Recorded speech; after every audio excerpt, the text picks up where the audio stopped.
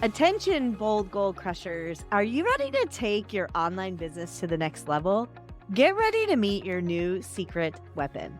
Whether you're just starting out or you're a seasoned 6, 7, or 8-figure entrepreneur, a smooth and optimized payment process is vital for success. Spiffy Checkouts is the industry-leading checkout platform trusted by top course creators, thought leaders, coaches, personal brands, freelancers, and agencies. Spiffy Checkouts makes it possible for anyone to create high converting and revenue boosting checkout flows, no coding or costly developers needed. Spiffy outperforms any other cart system out there, backed by their guarantee. They're so confident that you'll love it, they offer a 30-day, 100% money-back guarantee. Don't go another day with sales slipping through the cracks. Get started with Spiffy today. Visit spiffy.co. Again, that's spiffy.co.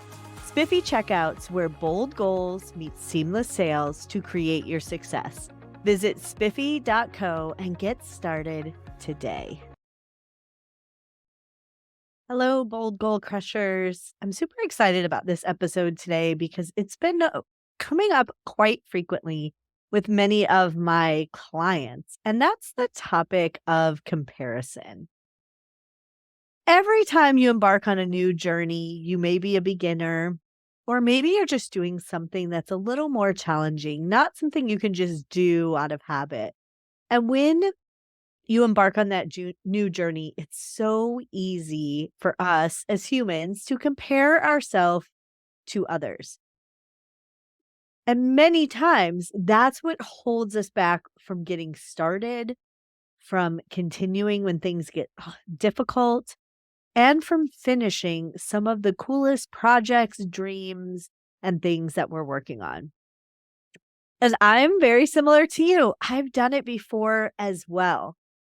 And with the comparison, it's really a trap because it keeps us in our comfort zone and it keeps us doing things that we are maybe a little bit scared of or a little uncomfortable about doing. Social media has totally have blown that up because you have visibility into the things that other people are doing. It's right in your face. And it's like when you decide you wanna buy a red car and then you see all these red cars, then you might start to think, "Oh, maybe there's too many red cars." So if you have this idea, oftentimes it's that attraction in the universe that puts that in front of us so we notice it more. They were always there, all those red cars were always there, and so I think it's important to just remember that because of social media, that comparison is front and center. We have a lot more access into people's lives, into people's business, and into people's projects and dreams. Now, I know that in society, it's real easy just to say, just focus on you or stay in your lane if you're a swimmer. And that's easier said than done. I think we all know that there are harmful effects of comparison. So, beyond not even finishing your goals and dreams, it can take an emotional toll. It can cause anxiety, low self esteem, depression, and it obviously hinders personal growth and creativity. So, there are people all over who have struggled with comparison, but I'm going to share my story. When I first started out on my journey to create a digital course and to show up online, I came across a guru, which I've been talking a lot about in the last couple months because she truly changed my life and business, Amy Porterfield. And I would show up on her masterclasses, on her lives, on her calls, and she was so perfect and so polished and had everything together and knew what to say and technology and the studio and I could go on for hours. And then I stumbled upon a YouTube video, which is still on her page today. We talked about this when I interviewed Amy on my podcast a couple months ago. So if you haven't checked it out, it's still there. And it was a video of her when she first started, and she had literally a closet behind her. There's a door coming out of her head. She had a little bob haircut, and it was not the Amy that we know today. And this really fueled my fire because I realized that everybody starts somewhere and that we all start at beginners. So, for a good book reference, let's not compare our chapter 1 to somebody else's chapter 36. Or if you're in the swimming analogy, stay in your lane and in your pool. Just because Michael Phelps is in a pool somewhere else at the Olympics doesn't mean we need to compare ourselves to Michael Phelps. And I know that's easier said than done because we all want to do a good job. We all want to be liked and loved in this world. And we don't ever want to provide a service or do something that's not high quality. Nobody, I think, gets up every day and says, how can I do this so it's bad for people? So I think it's really important to truly think about comparison and know that many people struggle with that. Now, I will tell you, Amy shared on my podcast that she also struggled with comparing herself to others. She had thoughts of, who am I to do this? Why do I think I can do this? Who's going to pay me for this? I'm just a beginner.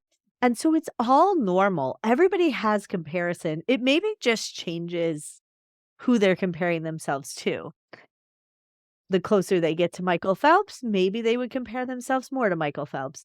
But many times it's the beginners that are comparing themselves to the Olympic athlete types or the people playing at the top of their game. And that's because, again, it's all in our face now, whereas before it may not be as easy. So there's a couple of ways that you can overcome the comparison mindset. So one of the first ways is to really become self-aware of where you're at and to create those things that you're seeing in others that maybe they do really well. Set those as personal or professional development goals rather than seeing them as something that you will never be or something you're not now. See it as something you could grow into or become by really applying the skills. Grab the lessons from them and create a journey for yourself so that you can actually sit in that seat one day and realize that you've made it to their chapter 30. The other one is to give yourself some self-compassion. People love to see us just being human. They don't want to see perfect robots out there. If so, we could just use AI and do some videos and put them out there and everyone would be happy. But people buy from people.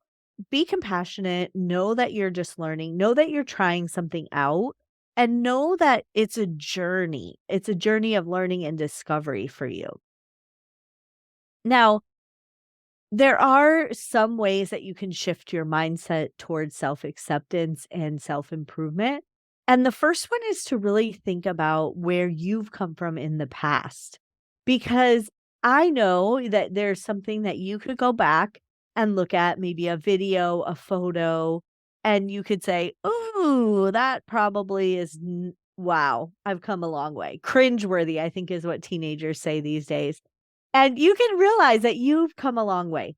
And so I think it's really important to, when you start to get in this comparison and you start to look at somebody else and you start to self-doubt yourself, to one, as a strategy, take a step back and journal or write or just take a moment and think about all the things that you once started as a beginner that now you're good at. And it's uncomfortable when you start as a beginner, but you were able to figure it out. It's like the first day of work when you had a first day of work. And then after you've done that, create that plan. Really think about what are you comparing yourself to and what are you saying that you're lacking? So for example, if you're like, that person's really polished live. Great. A development plan for you could be to learn how to answer questions impromptu or how to present on a Zoom. And maybe there's a checklist, a worksheet, a YouTube video that can help you, but you can create a little mini development plan so that you can get better at those things. I always think back to when I first started podcasting and I would listen to these great podcasters who interviewed guests, and I always was like, "Oh, I'll never be like that." And I'm not like some of them yet.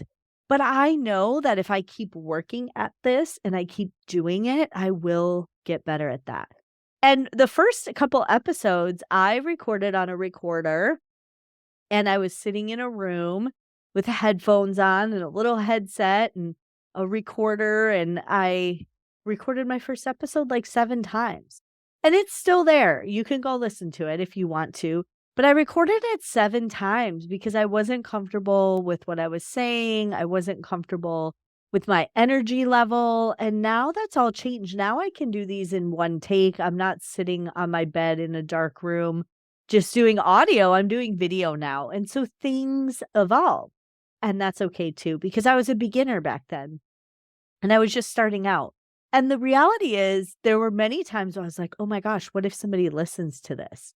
And, okay, like, pro tip if you're thinking about starting a podcast, like, in the beginning, nobody's listening, like, you're talking to yourself. So it's okay. Same thing with your first video. Probably nobody's really watching it. Now, Amy's, who's been on her video's been on there for years, somebody's watching that because I keep talking about it. So she's probably gonna get 1,000,000 views on that video. So check it out. It's also important to really embrace your unique journey in life. I think so many times we compare ourselves and we want to be like that person, but instead we should really figure out what we bring to the table, what our unique gifts are, and know that we're never going to be like that person, but we can get good, we can become skilled at some of the things that they do. We can learn how they do things and then craft it in our own way. So there are people who have been successful and they have tried to just copy gurus. And that only lasted for a little bit because they weren't authentic to themselves. And they realized that, oh, I don't really enjoy this. I'm just trying to be like this person. So I encourage you to really set your own personal goals and celebrate your own achievements, and then create a little plan for you so that you know what you need to learn and do in order to become similar to the people you aspire to be. Now, I do have a couple of clients who have struggled with this in the past. And one of the things that they really shared was that it was ideal for them to have somebody, especially when you're participating in maybe some of these programs that are really big, to have somebody that was not in the sea of people that could give them individualized support. So I'm a big fan of getting a coach or a consultant to help you along your journey, or even starting as simple as an accountability group. Because many times when we get into these things, there's going to be people at all different levels. If they took the very first swimmer who's like a baby and doesn't know how to swim and Michael Phelps and put them all in the same program. Just know, I don't know why I'm on Michael Phelps today, but just know that you can do little things like hiring a coach to help you with what you're trying to do, hiring a consultant to help you to give you advice on what to do, or maybe somebody to do done for you services for you, or just get an accountability group to make sure when you do get those little nuggets in your head that say, I'm not good enough, or I can't do this, or this is really difficult, that they can put you in check and keep you on the path. Because in reality, everything we're creating has already been done, unless you're inventing a thing like the post it. Like most of the time, and the post it's been done, most of the time, you're doing some version of something that somebody else has done. There aren't that many unique ideas, and we all can learn and grow so that we are able to put our cool stuff out into the world. But what happens is we get a great idea, we compare ourselves to others because we're not ready. We need to learn something in order to be here, and then we stop. Or we're doing really good, and then we get a bunch of objections and we stop. Or we get really close to the finish line, but we don't see the finish line yet, and we haven't achieved success, and we quit right before we're about to be successful. Comparison is very difficult to overcome. But remember, please do not compare your chapter 1 to somebody else's chapter 36.